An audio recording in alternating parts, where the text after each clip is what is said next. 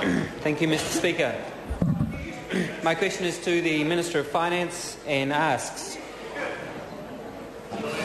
does he agree that a more sustainable economy is preferable to a less sustainable economy? If so, what measures has he taken to specifically promote clean tech and green tech businesses in New Zealand? The Honourable Bill English. Well, Mr. Speaker, as I said yesterday, it's important that the economic recovery and new jobs and growth are all sustainable and not built on unsustainable government spending and housing speculation that were the hallmarks of the last decade.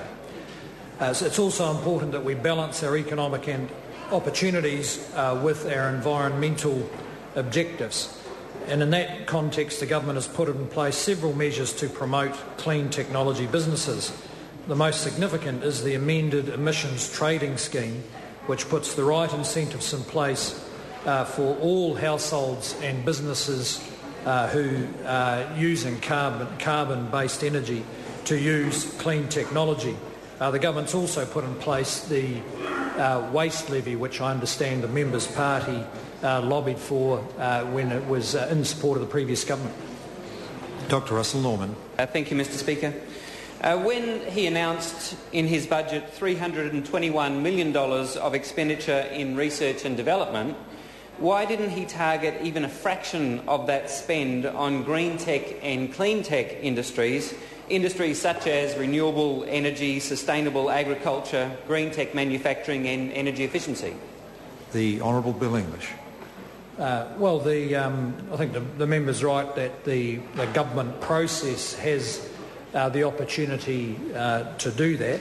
The matter of the priorities is determined largely by the Foundation of Research, Science and Technology, and it's my general understanding that there are significant projects across the science community that are focused on those things. But now the member raises the issue, I will have a chat to my colleague, the Minister of Research, Science and Technology, just to get more detailed information on it. Dr. Kennedy Graham. Thank you, Mr. Speaker. Interpreting the Minister's response to the primary question that he believes a more or less sustainable economy is preferable, could we ask why did he cut funding to the Organic Advisory Service and the Sustainable Business Network, two organisations that are leading in their own fields the green tech, clean tech economic shift? The Honourable Bill English. Well, Mr. Speaker, we take a general approach that rather than highly specific interventions and funding arrangements which can easily be the subject of political fashion, we put in place the amended emissions trading system, which has a blanket impact across the whole economy and in my experience is leading to everybody from aluminium smelters to tomato growers trying to work out how to run more efficient production systems. So we've gone for an impact across the whole economy rather than highly selective ones. Dr. Kennedy Graham. Does he then accept that by introducing through blanket impact a full carbon price on electricity, we will encourage the production of low carbon electricity such as wind, geothermal and potentially tidal? If so, will he commit to ensuring that the electricity sector pays a full price on carbon with protection for low-income households? The Honourable Bill English. Mr. Speaker, the government has set out a path for the carbon price and we believe it is a sensible one, particularly given the significant recession the economy has had. I think the member raises a reasonable issue that one of the constraints on moving to a full carbon price would be the impact on low-income households. I might say that there are signs of success. The mix of energy has moved significantly in favour of new renewable energy sources, whereas under the previous government, for all its good intent, the non-renewable proportion of energy rose quite dramatically.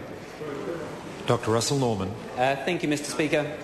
Does the Minister agree with business leaders such as Rob Fennick, Rob Fife, Jeremy Moon, Sir George Fistenich, Sir Stephen Tyndall, Philip Mills and Jeff Ross, who see clean technology as an economic opportunity for New Zealand rather than seeing it as a cost? The Honourable Bill English. Well, Mr Speaker, I think the answer to that is probably yes, and I've been involved in discussion with them with a number of those individuals, as I think a number of other ministers have. I think we need to be a bit careful not to sloganise this sort of next generation environmental fashion. The fact is that the emissions trading system, as I know which I know the member supports, is going to have a pretty significant impact on the pressure for all businesses, and including households, to work out more efficient ways of using non-renewable energy and swing more to cheaper renewable energy sources. Dr. Russel Norman. Thank you, Mr Speaker.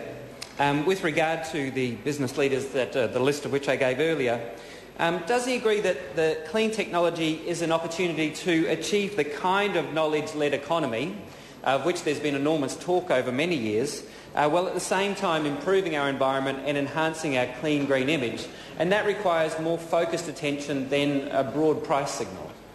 The Honourable Bill English. Well, I think I would probably agree with the member's first statement.